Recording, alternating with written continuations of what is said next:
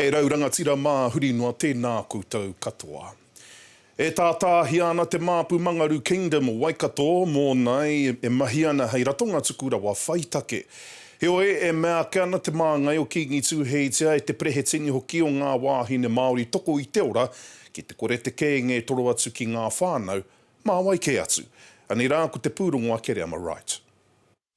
E whakahahani tia ana te māpu Mangaru o Waikato mō e nei mahi Whaitake. The first concern is that there is a redneck movement out there that is absolutely against Māori providing manaakitanga for Māori, by Māori, into Māori homes. It's insulting, but we're not surprised. The fact is that people need to be fed and we're going to feed them no matter what.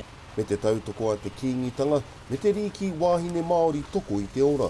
Ko rātou e tehi o ngā o te hunga e tino pēpēhingi ana e tēnei hanga o te taratahi, o te kore i whai mahi, o te pōharatanga o te rawa koretanga, no reira koira nge tehi whānau me āwhina kātika. This is all about the welfare and well-being of our whānau generally and how that's delivered and who are the most appropriate people to be delivering those services is all in the outcome. E kawe ana ngā mahi i raro i te maru o Raukura Hauora o Tainui, he kore no ngā rauemi a ngā ratonga auraki i tae ki etahi whānau e pōkai kahana. The gangs in the areas have access to whānau that mainstream groups don't have access to, can't look at the needs, people aren't comfortable with them. I mean, this is all about the welfare and well-being of our whānau generally. E mahi tahi ana kapua rāmo ko papa ki te kēnge i raro i te kaupapa National Kauhukura. He rōpui whakatūria e wali haumaha komihana pirihimana tuarua, hei tautoko ia rātau i te wā o te urutā.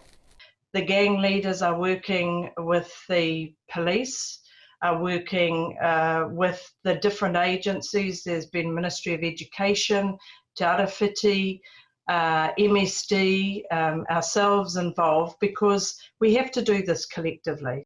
Heoi e wero ana te tari pirihimana mo tā sani whatu kaue i ngā mahi Whaitake nei i te paetukutuku Kiwi blog a David Farrer, kai tautoko pūmau o ngā hinara. Ahakoa we nei mahi rangatira i rere tonu ngā whakapai a ngā pirihimana i te whakamahia tēnei kaupapa e paito me tōna whānau Mangaru ki te hoko whakapō auau.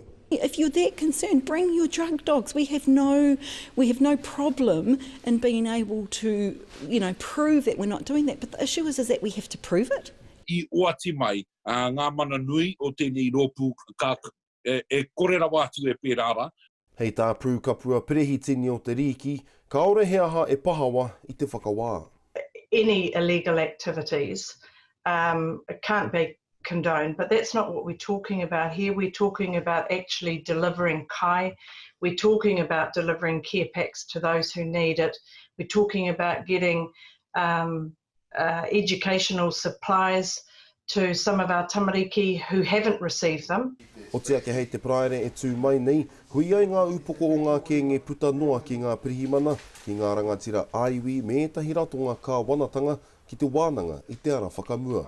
Kere am right, te ao Māori. O te rōpū hauora Māori ko hāpai te hauora e a ki ana i te Māori kia mātaua ke ai ki te whakataunga a iwi mō te pire tarutaru. He pire matapāe te ana ka tino tau tohengia i mua i te kōwhiringa pōti kā wanatanga i tēnei tau. Ka whai tēnei te putanga o te taura whakamutunga o te pire tarutaru i te pīta o tēnei marama. Kei Regan Paranihi, te whānui tangātu. Ko tā te kai whakahaere o hāpai te haura, tā Salaihat, he mea nui kia āki i te hunga Māori kia mohi o pūtātou ki ngā āhuatanga o tēnei tāpaitanga pōti. We already understand that Māori are disproportionately affected by cannabis-related harm in the sense of from a health perspective, but also very much so from a justice perspective.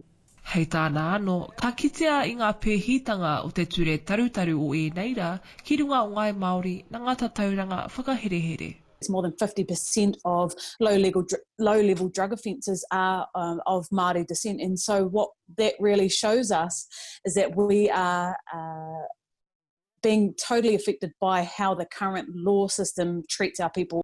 Toko maha o ngā whānau Māori ka kore e whai a hainga kia whai riau I roto I enei āhuatanga, nā te kore mōhio me te kore marama. I think that it's really important that there is more so right now a lot of education and information sharing poured out to our whānau and our community so that they can have the opportunity to make the call for themselves, whether they wish to participate or not.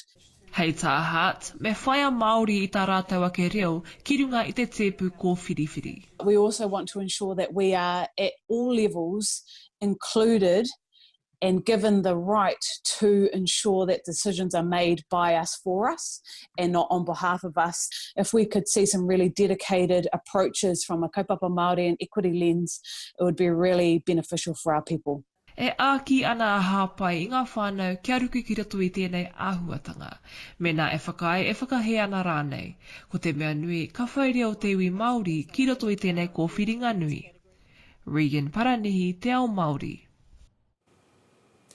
E kai taku he omua tētahi kai roto I ngā whiringa whakaimutunga o te tohu ahu whenua Māori I tēnei tau, I te wāhanga ki te tauhi Māori tō te tau mo te whakatipu kai. Ko matu tāera tipoki ākunga tērā e rua te kau mao no tau te pakeke no te matawa Māui, kua whakapetongoe kia e ke panuku ia I te ao ahu mara. I whānau mai a mātū tāira I te matawa Māui, ko tana mahi I naenei kia te aki I te waru te kau heketea o ngā rākau āporo. All the pushing from the boss I had, he just mentored me through it all, and all of a sudden I was running teams of 20 people and dealing with people and training them face to face, so it's definitely given me a lot of life skills out of it. Nā te tari te hiranga tangata, I whai mahi ia kiro whare whakaapa āporo. Ka tahi ka whai tipikete I te ahu mara.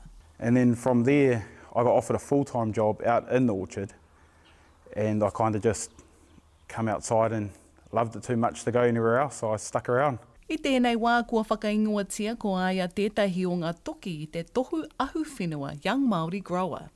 You don't think you have much of a chance, and then to be called up and told that you're getting it, you know, the first stage in the first round, and then into the top 3 is just, yeah, it's an amazing feeling really, but I didn't expect it.